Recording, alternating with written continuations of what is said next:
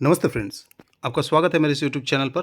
आज हम लोग डिस्कस करेंगे बेस्ट एग्रो लाइफ लिमिटेड के बारे में। जी हाँ फ्रेंड्स, इसके बारे में बहुत सारा क्वेश्चन आया। ये स्टॉक कंटिन्यू गिरते जा रहा है और अपना लाइफ टाइम हाई से लगभग 75% टूट गया है। बहुत सारा इन्वेस्टर का मन में प्रश्न है कि सर ऊपर लेवल से ले रखे हैं तो अभी इसमें क्या करना चाहिए, क्या कोई फ्रेश बाइंग अपॉर्चुनिटी इसमें है या नहीं है, स्विंग ट्रेडिंग का कोई अपॉर्चुनिटी नहीं है या है। एवरीथिंग डिटेल में चर्चा करेंगे फ्रेंड्स। पहले इनका बिजनेस देखेंगे, देन फंडामेंटल चेक करेंगे, देन हम टेक्निकल चार्ट पैटर्न देखेंगे, क्या किया जा सकता है, एवरीथिंग डिस्कस करेंगे। चैनल पे बने रहिए हमारे साथ। पहली बार चैनल में आए हैं तो लाइक शेयर एंड सब्सक्राइब करके चलिए, ताकि आने वाला हर वीडियो का नोटिफिकेशन आपका पास आए और आप ऐसे ही एनालिसिस का फ़ायदा उठा पाएँ। तो चलिए शुरू करते हैं आज का टॉपिक, ये बेस्ट एग्रो लाइफ लिमिटेड का ऊपर। बेस्ट एग्रो लाइफ जो है ये केमिकल इंडस्ट्री में काम करता है। आप इनको बोल सकते हैं एग्री केमिकल में काम करता है, ठीक है। तो एग्री केमिकल में जो काम करते हैं तो पहले ही आपको समझना पड़ेगा कि पूरा एग्री केमिकल सेक्टर कामकाज कैसे कर रहा है, ठीक है। इनका डिटेल क्या कामकाज करता है मैं एवरीथिंग लाया हूँ, आप धीरे धीरे इसमें चेक कर सकते हैं, पढ़ सकते हैं। तो एग्री केमिकल जो है, पूरा एग्री केमिकल इंडस्ट्री अभी प्रॉब्लम से गुजर रहा है। क्या इंडस्ट्री रिवाइवल हो गया है क्या, आपको ये चीज़ पहले समझना पड़ेगा। तो जी नहीं, इंडस्ट्री में रिवाइवल हुआ नहीं है, ठीक है। बड़े बड़े कंपनी इस सेक्टर में है। पीआई इंडस्ट्री लगभग ठीक ठाक काम कर रहा है। बाकी आप यूपीएल को देख सकते हैं, ये भी दिग्गज कंपनी है, इन पे भी अच्छा खासा गिरावट आपको दिखेगा, ठीक है। कंपनी क्या बंद होने वाला है? तो जी नहीं, कंपनी बंद नहीं होने वाला है, कंपनी कामकाज ठीक ठाक कर रहा है, ठीक है। अगर आप इनका साइट में जाएंगे तो एवरीथिंग डिटेल में आपको सब कुछ लिखा हुआ है, क्या कामकाज कर रहा है, कैसे इनका बिजनेस है, ठीक है, क्या क्या प्रोडक्ट पोर्टफोलियो है, ठीक है, कहाँ कहाँ ग्रोथ अपॉर्चुनिटी है, ठीक है। 1992 से इस्टेब्लिश हुआ है, 1000 प्लस वर्कर है, पैन इंडिया प्रेजेंस है, 52,000 प्लस डिस्ट्रीब्यूटर नेटवर्क है, ठीक है। एमोंग टॉप 15 एग्रोकेमिकल कंपनी में इनका नाम शुमार होता है। R&D भी इनका रोबस्ट है। ये कुछ सेक्टर है जैसे इंसेक्टिसाइड, हर्बिसाइड, फंगिसाइड, ठीक है, प्लांट ग्रोथ रेगुलर, ये सब प्रोडक्ट ये बनाते हैं, ये प्रोडक्ट पोर्टफोलियो है। ये छोड़ के भी इनका ये टेक्निकल कुछ चीज़ है जो आप पढ़ सकते हैं, फॉर्मुलेशन में क्या क्या काम करता है, कहाँ काम करते हैं। तो ज़्यादा डिस्कस नहीं कर रहे हैं कि वीडियो का लेंथी हो जाता है, आप ब्रीफली इसको समझ सकते हैं। बाकी अपना टाइम लगा के आप थोड़ा इसको रिसर्च कर सकते हैं, पढ़ सकते हैं, ठीक है। ये सारे प्रोडक्ट बहुत ही यूज़फुल होने वाला है, जो एग्रीकल्चर में काम करते हैं उनको ये नॉलेज में है, ठीक है। ये सब चाहिए ही होता है। कंपनी का मार्केट कैप अगर आप देखेंगे तो बहुत ही छोटा कंपनी है, 1000 करोड़ का मार्केट कैप है ओनली, ठीक है। तो इसको आप एक माइक्रो कैप स्टॉक भी कंसीडर कर सकते हैं। स्टॉक का पी जो है 6.36, ठीक है। ROE आपको ठीक ठाक दिखेगा 34, 44, ठीक है। फेस वैल्यू 10 का है। प्रॉफिट आफ्टर टैक्स 170 करोड़ का है, तो ये एक पॉजिटिव चीज़ है। डेट टू इक्विटी 1 से कम है, जो एक पॉजिटिव इंडिकेटर देता है स्टॉक का बारे में। 5 साल का सेल्स ग्रोथ अब देखिए 63%, ये भी अच्छा चीज़ है, ठीक है। बाकी return over 5 years 72%, industry P 32 में काम कर रहा है, जबकि स्टॉक बहुत ही रिजनेबल पी में काम कर रहा है। 5 साल का प्रॉफिटेबिलिटी ठीक ठाक है। रिटर्न ओवर 3 साल में थोड़ा कम है क्योंकि स्टॉक के ऊपर प्रेशर है। ऑपरेटिंग प्रॉफिट मार्जिन ठीक ठाक रखा है और अर्निंग पर शेयर भी ठीक है, कोई प्रॉब्लम नहीं है। तो इसमें अगर चार्ट आप देखेंगे स्टॉक का, एट ए ग्लैंस आपको पता चल जाएगा कि स्टॉक का साथ हो क्या रहा है।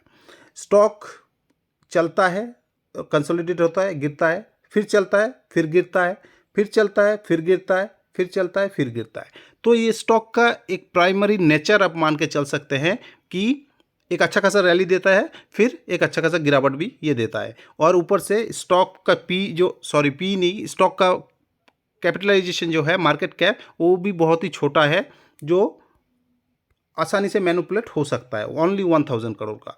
अगर आप इनका पी देखेंगे तो पी एकदम मीडियन पी से भी नीचे ट्रेड कर रहा है, क्योंकि अर्निंग ठीक ठाक आ रहा है, ठीक है। मीडियन पी है 16 और ये आपको 6 के आसपास कामकाज करते दिख रहा है। सेल्स ग्रोथ अगर आप देखेंगे तो ईयर ऑन ईयर देखिए, दिसंबर 2021 में 232 करोड़ का सेल था, जो दिसंबर 2022 में 327 करोड़ तक आ गया और अभी 314 करोड़ तक चल रहा है। तो सेल्स में एज सच प्रेशर नहीं है, जो प्रेशर है मेनली प्रॉफिट में है। ठीक है, आप देखिए 15 करोड़ तक कमा रहा था, फिर 30 करोड़ हुआ, डबल हो गया, देन अभी माइनस में आ गया। ठीक है, ईपीएस जहां कंपनी 6 करोड़ 7 करोड़ तक कमा रहा था, 12 करोड़ तक पहुंचा था, अभी -2 में आ गया। ठीक है, अगर ईयर ऑन ईयर आप सेल्स देखेंगे तो ट्रेलिंग 12 मंथ में हाईएस्ट एवर सेल्स है और प्रॉफिट भी अभी लगभग ट्रेलिंग 12 मंथ में हाईएस्ट एवर प्रॉफिट चल रहा है। इसमें एज सच कोई प्रॉब्लम नहीं है और ईयर ऑन ईयर में प्रॉफिट परसेंटेज जो है 15% रख रहा है, ये भी ठीक ठाक है। नेट प्रॉफिटेबल कंपनी है 170 करोड़ के आसपास। ठीक है, ईपीएस भी आपको 72 के आसपास दे रहा है और डिविडेंड भी आपको 4% तक दे रहा है। देखने वाला चीज़ है, 1 ईयर में स्टॉक अभी -55% रिटर्न दे रहा है, इसका बावजूद भी 5 ईयर में आपको ओवर 70% 73% तक का रिटर्न दे रहा है। ये एक अच्छा पॉजिटिव चीज़ है स्टॉक में। Return on equity last year में 45%, इतना गिरने का बावजूद भी। ठीक है, तो एक अच्छा खासा ट्रैक रिकॉर्ड आप इसको मान सकते हैं। सेल्स ग्रोथ भी ठीक ठाक है, प्रॉफिट ग्रोथ भी बढ़िया है। कंपनी प्रॉफिट कमाएगा तो एज ए इन्वेस्टर आप भी प्रॉफिट कमा सकते हैं अगर बने रहेंगे तो। 45 तक, 47, 48, 50 ये दर्शाता है कि प्रोमोटर कितना बुलिश है कंपनी के ऊपर। कंटिन्यू गिरावट में ये बढ़ाते जा रहा है अपना स्टेक। ठीक है, एफआई का पहले प्रेजेंस ठीक ठाक था, जो अभी धीरे धीरे घटा है। डीआई का भी कम था पहले, फिर 2.57, 2.53 तक आया है अभी। पब्लिक का भी 37 था, अभी 38। पब्लिक धीरे धीरे स्टॉक को बढ़ा रहा है। अगर आप इनका ईयर ऑन ईयर रिजल्ट देखेंगे तो ईयर ऑन ईयर में आपको कहीं भी एंगल से ज़्यादा गिरावट नहीं दिखेगा, एक अच्छा ग्रोथ दिखाई देगा आपको। लेकिन जहां आप रिटर्न चेक करेंगे तो रिटर्न में आपको शो करेगा कि लास्ट 1 ईयर में 54% रिटर्न दे रहा है नेगेटिव में। 2 साल में भी आपको कुछ रिटर्न नहीं मिला है और 3 साल में भी कुछ एज सच रिटर्न नहीं मिला है। लेकिन 5 साल में फिर भी आपको 1500% का रिटर्न ये स्टॉक दे रहा है। डिलीवरी का अगर देखेंगे तो डिलीवरी अच्छा खासा उठाया जा रहा है। जितना शेयर ट्रेड हो रहा है 78%, 80%, 80%, 79% तक का डिलीवरी उठाया जा रहा है, जो एक पॉजिटिव इंडिकेटर है। स्टॉक का चार्ट पैटर्न अगर आप बढ़िया से देखेंगे तो आपको पता चल जाएगा कि स्टॉक का नेचर कैसे है, कामकाज कैसे करते हैं। आधा एनालिसिस आपको चार्ट देख के ही समझ में आ जाएगा फ्रेंड्स। अगर आपको चार्ट पढ़ना आता है तो आपको स्टॉक का नेचर, स्टॉक का फ्यूचर, पास्ट सब कुछ पता चल जाएगा चार्ट देखते ही एट ए ग्लैंस। तो स्टॉक आपको देखिए कि 75% का आसपास अभी ओवरऑल रिटर्न माइनस में दिखा रहा है। ठीक है, तो स्टॉक जो चलता है वो ऐसे ही चलता है। इससे पहले भी स्टॉक 75% गिरा हुआ है 2020-21 में। देन आप देख सकते हैं ये 48% का गिरा हुआ है और अभी जो ऑल टाइम हाई से ये गिरा था ये भी 49% तक गिरा था। तो एक अच्छा खासा गिरावट ये स्टॉक शो करता है ना। तो इसमें अपॉर्चुनिटी आप ये मान सकते हैं कि अभी ये स्टॉक जहाँ तक ट्रेड कर रहा है, यहाँ से अगर आप ऑल टाइम हाई तक बने रह पाते हैं, ऐसे स्टॉक को होल्ड करते हैं, आपको 3 गुना तक रिटर्न मिल सकता है। ठीक है, तो रिटर्न किसको मिल सकता है? जो एक रिस्की इन्वेस्टर है, जो लेके बैठ सकता है, उसी को इतना रिटर्न मिल सकता है ना। अगर किसी को ट्रेडिंग करना है तो ये ट्रेडिंग के लिए स्टॉक अभी नहीं है, क्योंकि एज ए चार्ट पैटर्न इसमें कहीं भी बुलिश एंगल नहीं देख रहा है। अगर हम मंथ ऑन मंथ चार्ट देखेंगे तो month on month chart negative है। ठीक है, वॉल्यूम ज़्यादा ही काम कर रहा है इसमें। सेल में आप देख सकते हैं कुछ दिनों से। अगर आप आरएसआई देखेंगे, आरएसआई नीचे की तरफ मुड़ा हुआ है, जो एक डाउन ट्रेंड इंडिकेट करता है। और मंथ ऑन मंथ में कोई भी पॉजिटिव कैंडल आपको अभी नहीं दिखेगा, सारे नेगेटिव कैंडल आपको दिख रहा है। ठीक है, वीकली चार्ट पैटर्न में देखिए, वीकली चार्ट पैटर्न में भी आपको एक नेगेटिव डाउन ट्रेंड दिख रहा है।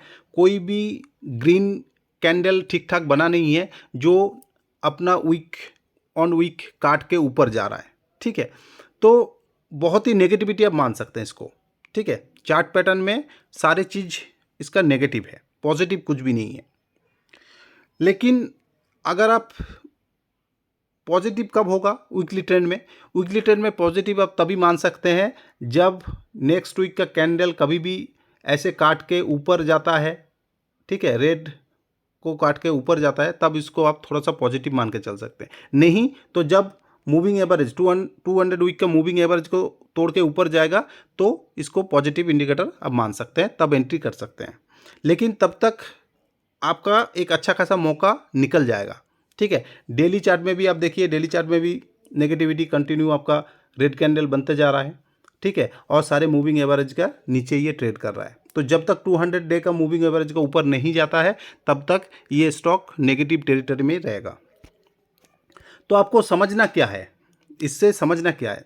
समझना ये है, अगर फ्रेंड आप इसको ले रखे हैं, आप इसमें ऑलरेडी इन्वेस्टेड है, एक अच्छा खासा आपका लॉस हो रहा है, तो अभी बेच के कोई फ़ायदा नहीं है। मान लीजिए आपको 30%, 40%, 50% तक लॉस हो रहा है, आपने बेचा नहीं है कि ऑल टाइम मेरे को तो लाइफ टाइम इसको होल्ड करना, मैं लॉन्ग टर्म इन्वेस्टर हूँ, अगर ऐसे सोच के लिया है तो ये स्टॉक का गिरावट लगभग 75% तक हो गया है। यहाँ से ज़्यादा टूटेगा तो 425 और देन 400 तक ये जा सकता है। उससे भी ज़्यादा टूटता है तो आप 350 तक भी मान के चलिए और 300 तक भी जाने का पॉसिबिलिटी है, लेकिन वो बहुत दूर की बात है। मेरे को लग रहा है कि 425 से 400 में एक अच्छा खासा डिमांड जोन है, वहाँ से रिवर्स हो सकता है। नहीं हुआ तो 300 भी हो सकता है, लेकिन आपको वन टाइम इन्वेस्टमेंट नहीं करना है। एसआईपी का मोड में आप धीरे धीरे उठाते रहिए, अपना कॉस्ट एवरेज बैठाते रहिए, फिर लॉन्ग टर्म के लिए आप बने रहिए।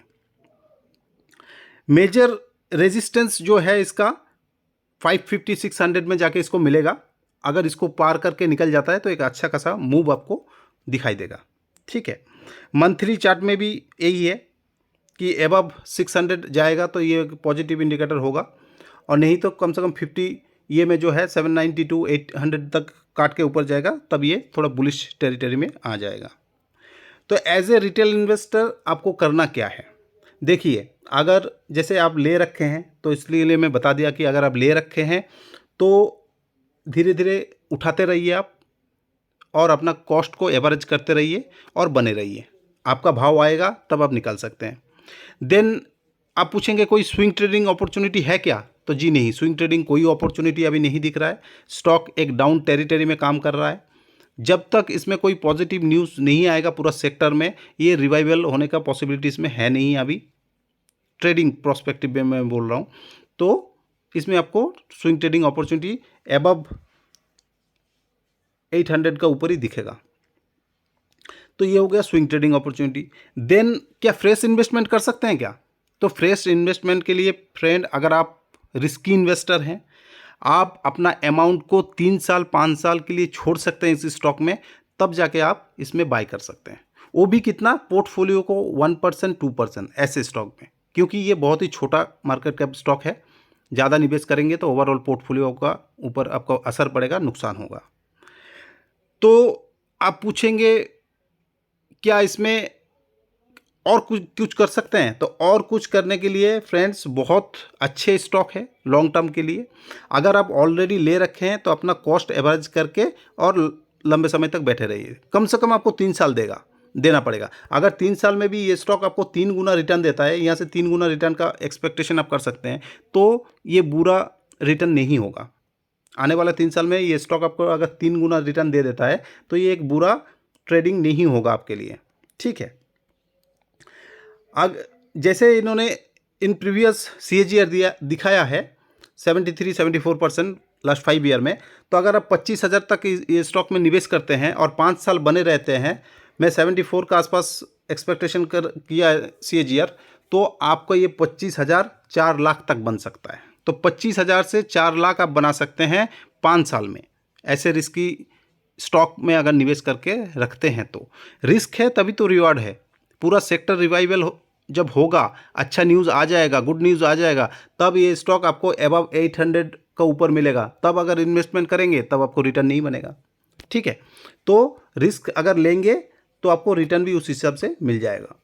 जैसे देख सकते हैं इसमें बहुत सारा स्टॉक इस सेक्टर में काम करते हैं, ठीक है। इसमें से कुछ ही स्टॉक है जो एक अच्छा खासा रिटर्न आपको दिया हुआ है, बाकी सारे गिरे पड़े हैं अभी, ठीक है। चाहे वो UPL को देख लीजिए, चाहे और किसी को देख लीजिए, ठीक है। 2028 तक एक अच्छा खासा ग्रोथ उम्मीद है इस सेक्टर में, ठीक है, जो 4.6 से 4.8% का CAGR से ग्रो होगा। गवर्नमेंट का पॉलिसी इंटैक्ट है, एवरीथिंग पॉजिटिव है, लेकिन आपको पता होना चाहिए कि पूरा केमिकल इंडस्ट्री नहीं चल रहा है, चाहे वो एग्रोकेमिकल हो, चाहे पेंट बनाने केमिकल हो, चाहे कुछ भी केमिकल हो, पूरा केमिकल सेक्टर में प्रेशर है। एग्रोकेमिकल जब चलेगा, रिवाइव होगा, तब ये सारे स्टॉक भी पार्टिसिपेट करेगा। ये स्टॉक एक माइक्रो कैप स्टॉक है, पेनी स्टॉक आप बोल सकते हैं। इसमें जब रिटर्न देगा तब विद इन ए वीक आपको एक अच्छा खासा रिटर्न मिल जाएगा, लेकिन नहीं चलेगा तो विद इन ए वीक अच्छा खासा लॉस भी हो सकता है। तो अपना लॉस रिवार्ड रेशियो सब कुछ चेक करके आप ऐसे रिस्की स्टॉक में इन्वेस्ट कीजिए। बिफोर इन्वेस्टिंग आपका वित्तीय सलाहकार से सलाह करके तब निवेश कीजिए। नहीं है तो अपना विवेक बुद्धि लगा के हार्ड एंड मनी मार्केट में डालिए, ताकि आपको लॉस ना हो पाए, ठीक है। लॉस से बचेंगे तो ऑटोमेटिक आपको रिटर्न बनेगा। फ्रेंड, वीडियो अगर अच्छा लगा है तो लाइक, शेयर एंड सब्सक्राइब करके चलिए। आपका भी कोई स्टॉक है जिसका रिगार्डिंग आपको कोई पूछना है, जानना है, तो नीचे आप बेझिझक कमेंट कर सकते हैं, उसका ऊपर भी वीडियो लाने के लिए कोशिश करूंगा। डीमैट एंड ट्रेडिंग अकाउंट नहीं है, नीचे लिंक दिया रहेगा, वहां से आप ओपन कर सकते हैं। तो आज यहीं पे समाप्त करता हूं, मिलते हैं नेक्स्ट वीडियो में। जय हिंद।